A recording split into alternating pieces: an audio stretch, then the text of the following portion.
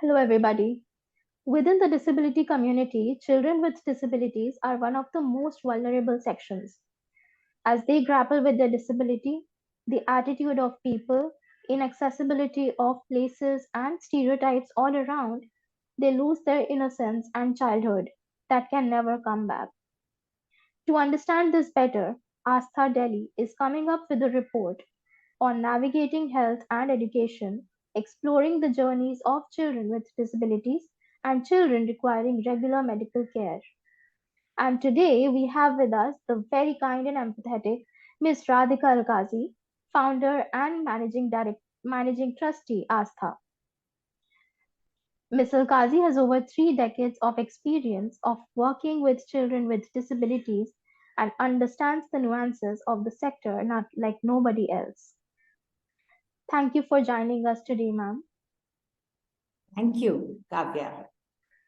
My first question to you is why this report? Thank you for asking that question because really, we worked with children with disabilities for many, many years, over 30 years in Delhi here.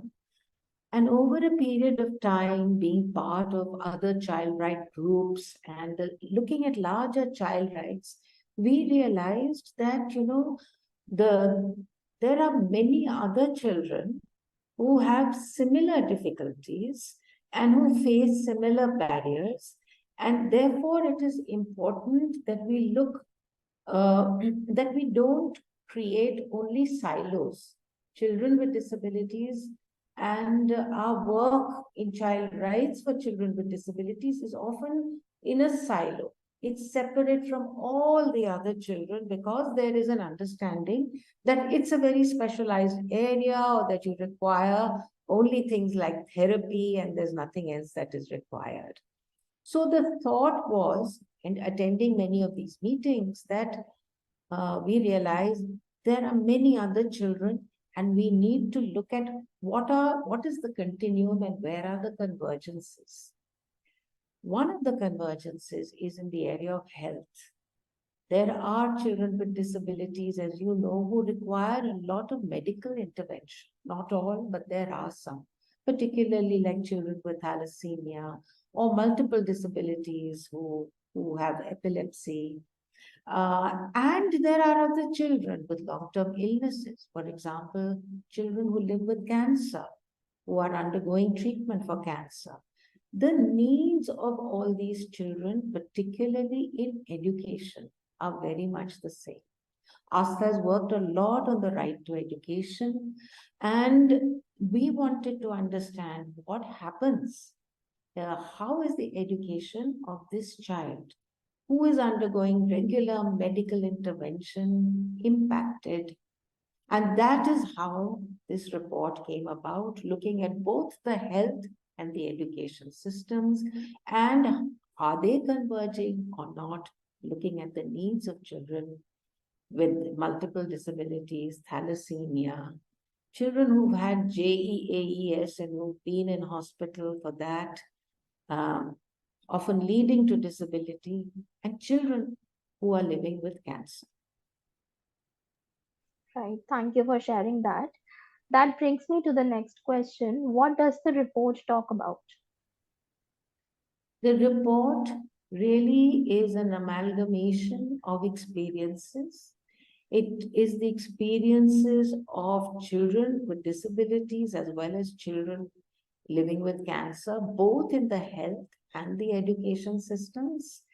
And it is based on interviews with children, with their parents, and the 2, 3 organizations that have supported us and that have so willingly allowed my colleagues to actually reach out to the child and the family and to interview them and to ask them. So the report deals with their experiences in hospitals, in getting health care, and then their experiences in accessing the right to education. So what happens for a child who's regularly missing school, for example, because they have to go for blood transfusion or because they are dealing with chemotherapy? How does it affect their right to education? And does the education system make any accommodations for this child? Those are the questions that we have explored through the experiences of children and their families and the organizations that collaborated with us. Right. I think I'm so glad that ASTHA is coming up with such a report and to highlight the intersection of education and medical care is so important because they go hand in hand. And I'm really glad I would, like all of us would really be looking forward to the report. That brings me to the final question for the day. Why is it important? It's very important for two, three reasons. One is, we have to constantly look for evidence. There are things we know, but policymakers, others need to believe us. So we need to create the evidence.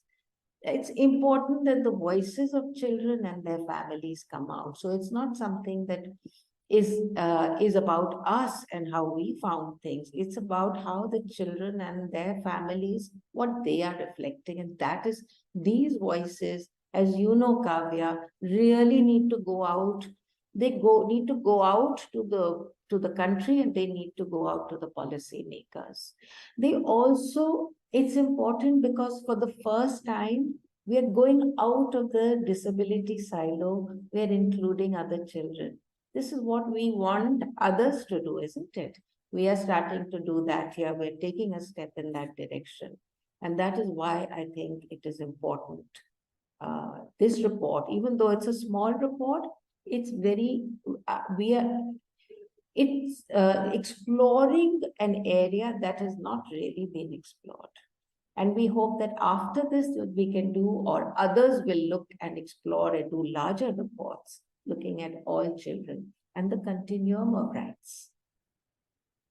Absolutely. And how you highlighted that certain conditions which are not per se disabilities also lead to disabling experiences. And it is very important to expand the definition of disability that we have been understanding for so many years now. Right. Thank you so much, ma'am. It was indeed a pleasure chatting with you today. Listeners, that brings us to the first episode. We will see you next week with a new guest and some crucial insights into children with disabilities. Stay tuned. Thank you.